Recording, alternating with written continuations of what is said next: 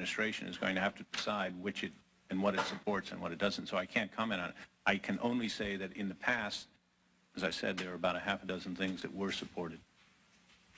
If I had answered Yes. in the start what was in my mind, I would have said I think that it is not a knee-jerk reaction to consider legislation. Quite the contrary, it's an expression of concern that the American people have.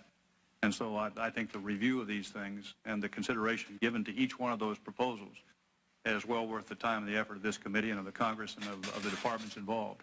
Thank you. That's very helpful to the committee, particularly coming from you. One other question, we don't get hung up on explosives, but let's go to Mr. Brown. Not getting into we had a couple questions that I've asked about the accessibility, the easy accessibility to getting explosives. But what about the makeup of the explosive itself? Do I have to go somewhere and buy that, or do I have to be a chemist in order to get the ingredients to put together an explosive? How simple, I guess. The question really is, how simple is it to put together an explosive device? Well, it's relatively simple. I mean, there's people out there, no doubt, that can make all types of explosive devices that are not trained chemists or scientists. So it's relatively easy to make an explosive device, either a large device or a small device. So then if we tighten up the laws on who has access to those explosives may not be all that helpful, because you can buy a book somewhere apparently and you need this ingredient mixed with this ingredient with this kind of a timing device that a person can very easily put together a powerful explosive device. There are all types of available literature on how to make various types of destructive devices on the market very easily, very accessible. That's all I have. Thank you, Mr. Sangmeister. And just one comment on the legislation. It's obviously not written in stone. Much of it we worked on last year, part of the crime bill, the immigration parts passed the House floor last year. And we intend to have a series of hearings on it and modify it as we, and probably add to it as we move through. But we wanted a basis which we could bounce people's comments off, particularly since we've been working on this for the last year. Mr. Washington. Thank you, Mr. Chairman. Gentlemen, I think that the definition of terrorism, at least in law, is that that's defined in our statute. And I'm sure there are several, but one at least says that activities that involve violent acts or acts dangerous to human life that are a violation of criminal laws of the United States and appear to be intended to intimidate or coerce a civil population or to influence the policy of a government by intimidation or coercion, or to affect the conduct of a government by assassination or kidnapping. And that generally encompasses what I have as layman's terms. Is there anything, is my reach too narrow? Is there something that I'm failing to include that would fit within the ambit of the definition of terrorism? The definition that I generally use includes those that you mentioned, that is, that it is the use of force or the threat of use of force to carry out political or social aims. The element of intimidation or coercion is inherent in that, and it involves people and governments.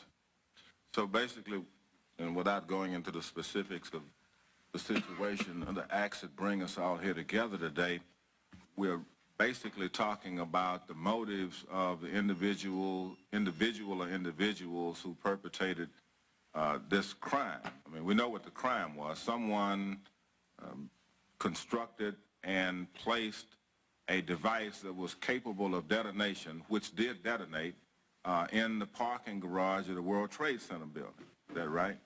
That's correct. Okay.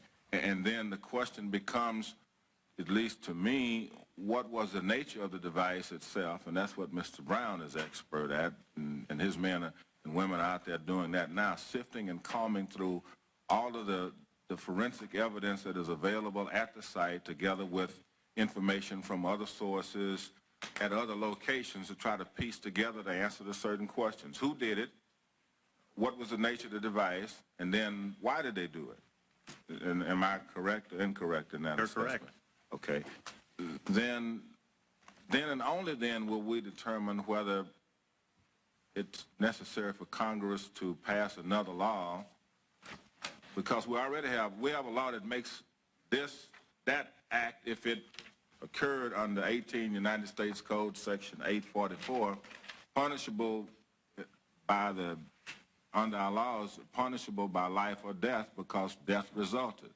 Is that right?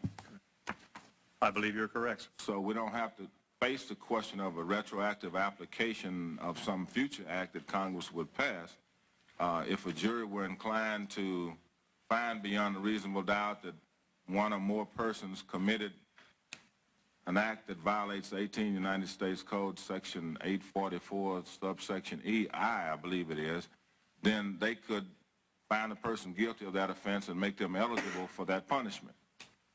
That's my And I understanding. believe that, I have never tried a federal death penalty case. I believe that, am I correct, Judge, that where the United States government seeks the death penalty, then that is the unusual circumstance under which a jury would be called upon further beyond guilt or innocence of the individual?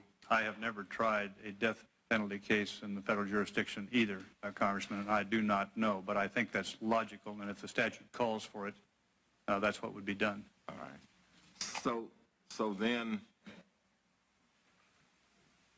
and we don't know whether these individuals came to the United States within the last week or two or whether they've been here for several years, right? Again, I wouldn't discuss any facet of what we know or don't know within the investigation, but Right. for the purpose of discussion, that would be correct. All right. So the question of whether they slipped through some net that we don't have, that we should have, and blaming and kind of tapping the State Department on the hand might be a bit, again, precipitous, because if the people have been here for several years, if more or all of them have been here for several years, then we're not talking about immigration laws. We're talking, let me ask another question. Now, I presume, and maybe I'm incorrect, and Mr. Brown or someone, I presume that whatever device was detonated was large. It was capable of expelling quite a bit of energy. Is that right? Again, I'm not an expert, but it did. In fact, in the conclusion, the experts constitute a device, and the damage is obvious. Yes, sir. There appeared to be rather thick cement between those floors that went down several levels, some 70 feet or so. That's correct. We've seen that. And that would have been brought into JFK on an airplane, right? I simply do not know whether parts, pieces, I don't know where any of it came from. I just cannot speculate, Right. and should not. So it might be that we might need to get about the business of tightening up our laws. I mean, the people can come here from all over. That's one thing. And what they have in their minds is something, unfortunately, that no radar detector is going to be able to determine. But we can do something about the pieces or the components that come together in the hands of people who have some nutty thoughts of their own that they bring here with them, or people that are born here, for that matter, that have nutty thoughts that make bombs to begin with, right? So as law enforcement officials, y'all wouldn't be opposed to the Congress going about some serious business of trying to ensure that devices capable of detonations of this kind and character didn't fall into the wrong hands, be they foreign or domestic, would you? I think that's a positive and a purposeful, meaningful way to pursue it. Thank you. Thank you, Chairman. Thank you, Mr. Washington. I have a few more questions, if I might. Mr. Brown, given again the reports that we've seen, just following up on the devices, it's pretty clear. Is it pretty clear that most of the stuff that was probably used in these devices could be obtained very easily? In devices in general and bombings across the No, country? I'm talking about this specific bombing. Yes, sir, it could. Okay. And have you ever explored, because we do not have this, we deal with taggants in the legislation, but we have not put in anything further on limitations, following up along where Mr. Washington was, on limitations of these kinds of things. Has ATF, maybe I should direct this at either Director Higgins or Mr. Thompson or Mr. Brown, have you explored any limitations on explosive devices in terms of who can get them? Even if we're not talking about gunpowder, talking about detonators or any part of explosive devices. Has your agency ever explored that?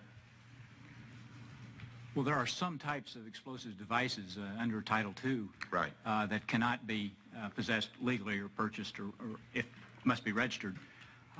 But in terms of looking at the other types of explosives that are readily available, we have done nothing specific that would meet what you're talking about, and obviously we'd be happy to work with the committee to see if something along that line is possible. Right. Would you agree, either Dr. Brown or Mr. Brown or Director Higgins, is it fair to say that these things might be too easily available, or is it premature to state that at this point? Well, I think explosives are easily available. Too easily available. That's what I want to ask you about. We know they're easily available. You can steal them. We had 8 tons stolen, 2 years ago, and probably less than that this past year. What about you, Mr. Brown? I'm sorry, No, I it's didn't mean okay. to cut you off, Director Higgins. Sure you were happy I Let me did. give you an example. The most common destructive device used in the United States in bombings is the pipe bomb. Consists of a Pipe bomb. Consists of a pipe, 2 end caps, an initiator, and a blasting cap, some type Right. of initiator. Of course, the powder you can buy, the sportsmen use powder for various legal purposes. Pipe is readily available at hardware stores. You can go to a Radio Shack and pick up the remainder of the device. So it is that simple to make a destructive that's the device, whether it be a challenge, pipe bomb or basically. anything. The challenge is that it is very easy to take existing materials that we all need and use and want to see in commerce and put it together in a destructive device. Very much so, if that's your Is goal. it harder to make a car bomb? This was a car bomb, you know. In the rest of the world, car bombs are used with far more frequency than they are used here. Would the same rules apply to making some kind of car bomb, that it's very easy and you use just the very same simple devices that other people use going about their normal commerce? Would be just as easy, if not easier, from my description of how to make If you could just pull the microphone a little I further. say it would be just as easy, if not easier, to make that type of device, not saying exactly what was used at the World Trade Center, but to fill a van or a vehicle full of dynamite, all you would need was a booster and some type of initiator source to set it off. So it would be no different, and certainly would not be difficult. Director Higgins? We're getting dangerously close to a how-to session now in terms of these things that are Well, available. we certainly so- don't want to do that, Yeah. but as you know, there are books on every library know. shelf in terms of I know. how-to. So the question I have again is, and I don't have an answer to this myself. I'm not trying to push you in one direction or another. But would it be your gut that these types of explosive devices are too easily available, given the pro and the con? Yes, they are. How we deal with it is another Okay. issue. That's fair to state. Let me ask Director Sessions just a few more questions. There's been a lot of speculation. In general, I mean, the FBI, as well as ATF and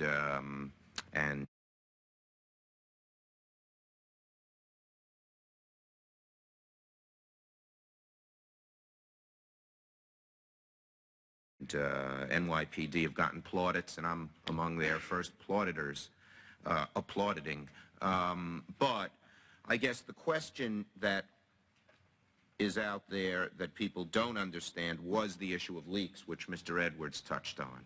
And without asking you about an ongoing investigation as to who leaked, did the fact that the first arrest was leaked and public information before there could be private interrogation and follow-up, did that impede the investigation, or might we find later that it did impede the investigation?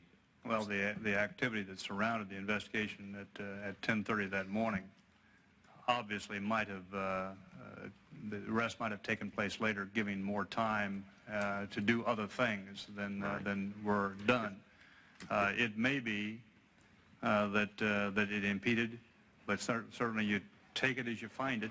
You do what you need to do at the time you did it, and then hope that you can minimize any inconvenience or any detriment that flowed from that particular activity.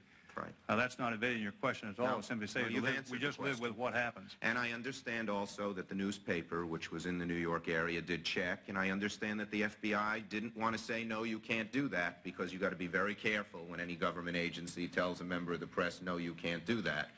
All I am saying is it seemed to me if you had your druthers, you would have rather proceeded privately for a little while before all the information came out. And Well, that's true in a lot of cases, Mr. Chairman, that if you can pursue it in a more leisurely fashion, it's desirable. But You take it where you find it. There is an intense interest. There was incredible coverage, and Right. that coverage continues. Right. And then we heard, I mean, I guess the leaks